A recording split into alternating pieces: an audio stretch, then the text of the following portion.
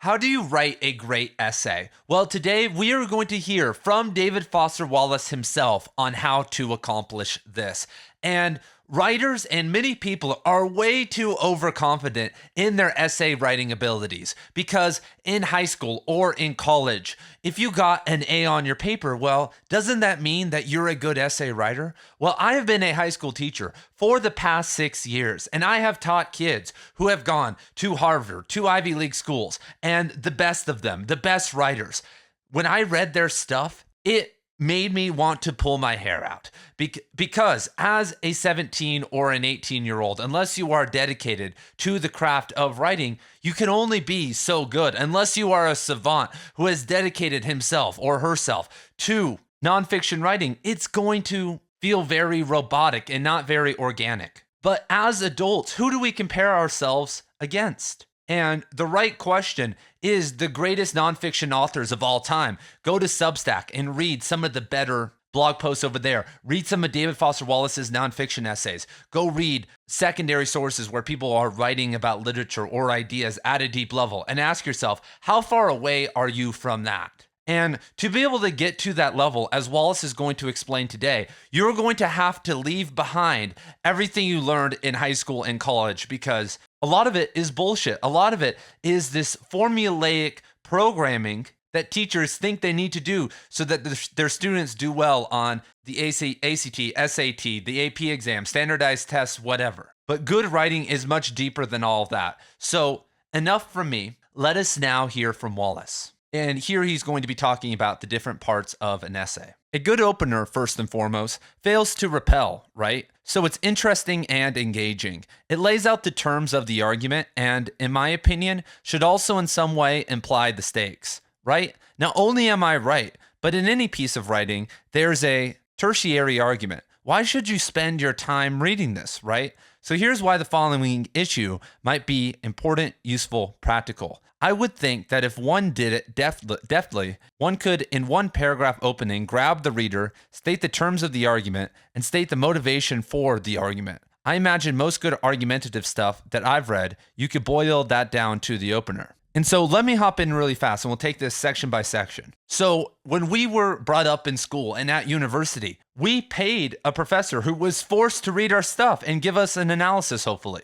But out in the real world of writing, you have to make people care. And that's the one thing that writers can't seem to wrap their head around, that it doesn't matter how you make someone care. But if you can't get the lead, if you can't get them through the door and want to read your stuff, then it doesn't matter if you're the greatest author of all time. You're a nobody. And that's somewhat the double-edged sword of celebrity writers, in that us from the outside who don't care about them look at their stuff and you're like, holy crap, this sucks. But people care about them, and so they are primed positively with their experience in the past with that celebrity. So when they come to the book, they care, and a lot of the time, maybe finish it or at least interested in it. So if you are writing and you are writing on Substack or sending your work to a slush pile or somebody at a journal or for a conference, why should they care about what the hell you are saying? And you need to catch them as soon as possible. And you can throw out a lot of the main things, the hook, the thesis, like any of these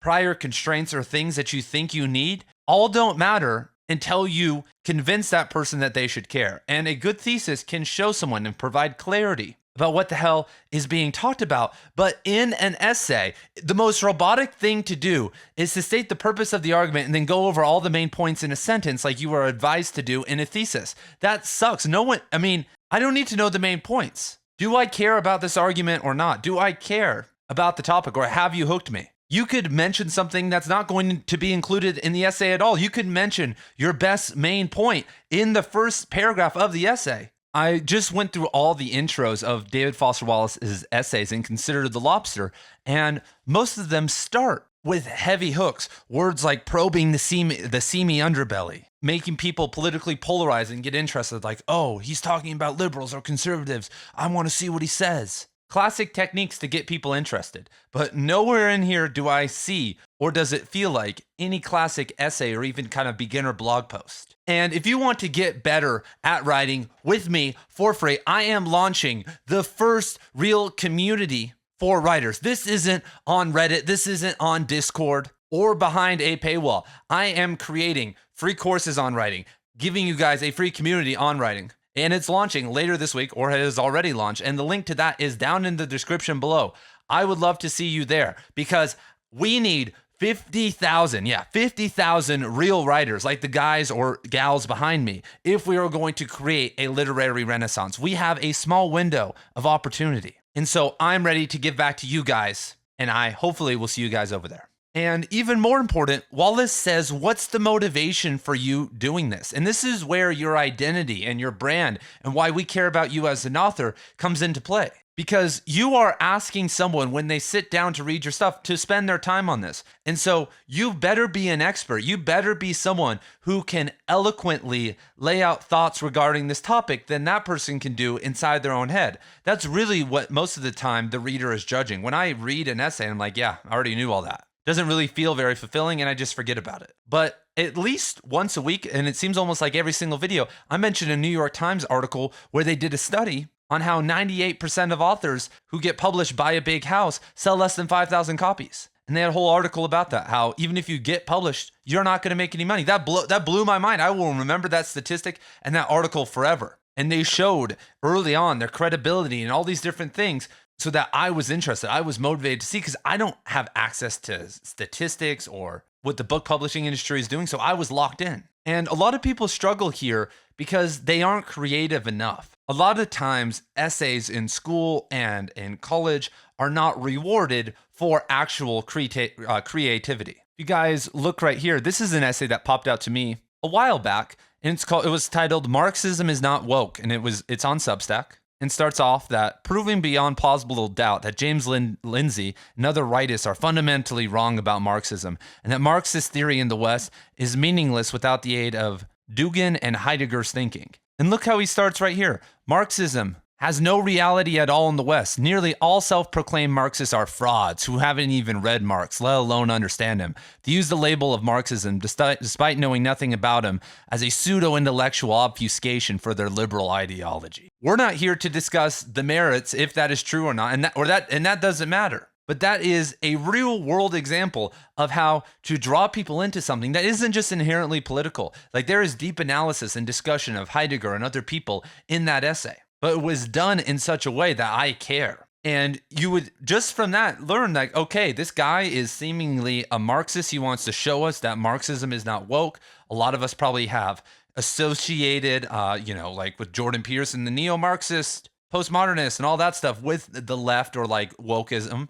And so, okay, let's see what this guy has to say if you're interested in that type of thing. And that guy didn't even write an essay. He just put like 1, 2, 3, 4 and just was stating points and stating arguments. He didn't open, he didn't close. And so the limits, and we're going to hear Wallace go into the middle and the end in a second, but especially in 2024, the more creative you are, and titles and even your artwork and your headline and these types of things matter. And you have to live up to that in your essay. And so returning to Wallace, quote, "The middle should work. It lays out the argument in steps, not in a robotic way, but in a way that the reader can tell A, what the distinct steps or premises of the argument are, and B, this is the tricky one, how they are connected to each other.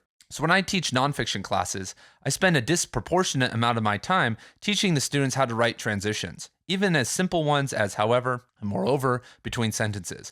Because part of their belief that the reader can somehow read their mind is their failure to see that the reader needs help understanding how two sentences are connected to each other, and also transitions between paragraphs. I'm thinking of the argumentative things that I like the best, and because of this situation, the one that pops up in my mind is Orwell's Politics in the English Language. If you look at how that's put together, there's a transition in almost every single paragraph, right? Like, moreover, not only is this offense common, but it is harmful in this way. You know, where he is in the argument, but you never get that sense that he's ticking off items on a checklist. It's part of an organic whole. My guess would be, if I were an argumentative writer, that I would spend one draft on just the freaking argument, ticking it off like a checklist.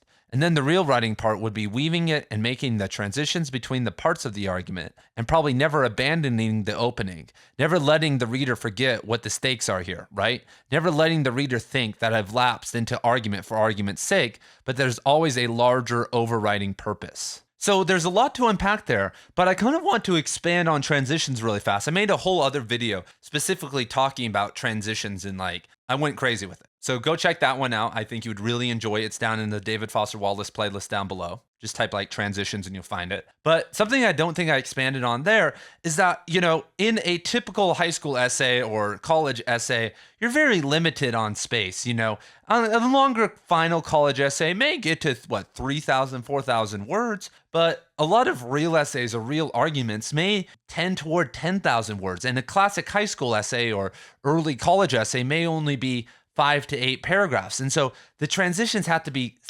quick. You have to make a point at the start of the paragraph and a transition at the end of the paragraph. But with really good writing, I mean, you could say the same about fiction. It's almost like it's almost like you're on a wave. And okay, this is a better analogy. Jesus. My wife the other day, she's like, you suck at analogies after watching one of my videos. So we're going to do better here. It's like taking a tram or gondola to the top of a ski hill, and you start taking a beginner rundown, but then you can take a right and transition to a more expert section. And then when you're done with that piece, maybe you're back on the cat track or the beginner run. But it's technically all one kind of run. And that's how I kind of imagine building up for the next transition.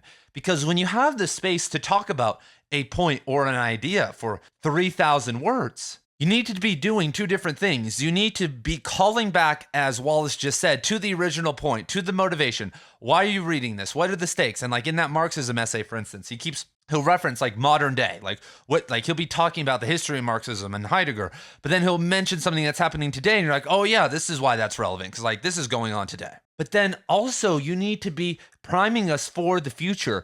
You need to be kind of helping us and showing us where we will be going. And it doesn't have to be this succinct transition sentence, maybe at the end. But for instance, in my favorite David Foster Wallace essay, and one of my favorites of all time, Authority in American Usage, he starts off talking about how there is a war in American dictionaries between liberal people and conservative people. But then he's kind of signaling us that later on in this crazy essay that has, interludes on Wittgenstein and all these other people, that we're going to hear about how this is affecting people on the ground as a professor. And then eventually later on in the essay, we hear about, a complaint that a black student made because he said that like black standard English or whatever isn't American standard English. And if you're going to be writing in his class, you can't be writing in black English. But he was calling to that moment, foreshadowing us, one could say, the entire time. And so it's this constant, like almost pull back and pull forward. And that tension really helps as you're writing an essay. This is kind of one of these higher level tips about how to use transitions and think about transitions. That sneaking in a statement or a sentence about something that's going to happen later on in the novel, even if it's not an explicit transition, is technically a transition. I also want to talk about his drafting process, that he, get it as a checklist. The first draft should be a checklist. What do you want to talk about? What are you really trying to prove? What are these main points? And a lot could be done there. Like I've written a 10,000 word essay before and sat there and been like, oh God, there's 3,000 words here that can get cut, or a professor does that. But when you lay it all out before, you can kind of almost pragmatically see like, okay, this is for me. Like this argument right here, like I'm sure you do this all the time, where you add in an argument or a tangent.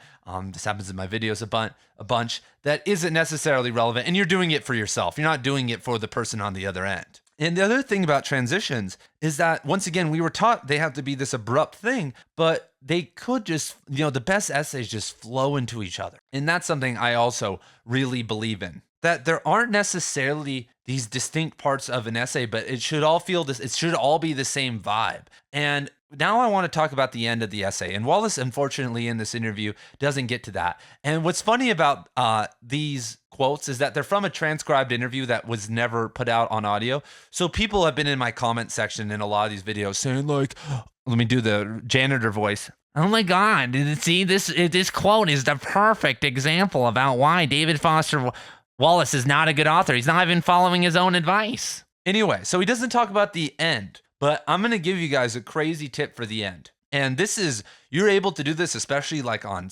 blog posts or Substacks and like non-traditional places, way easier.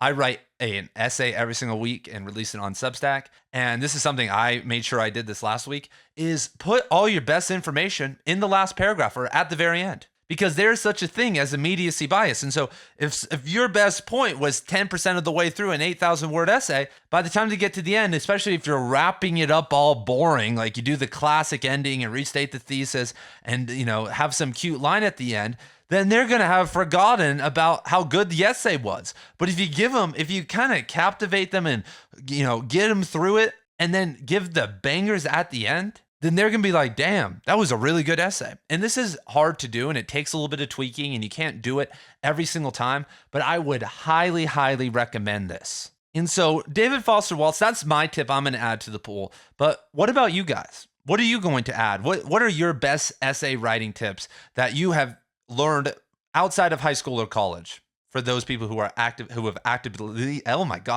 been writing since? Post them down below. I would love to read them. And once again, if you want to be a part of a free writing community where we talk about stuff like this all the time, the link to that is in the description below. And I will see you guys over there in the comments or nowhere at all.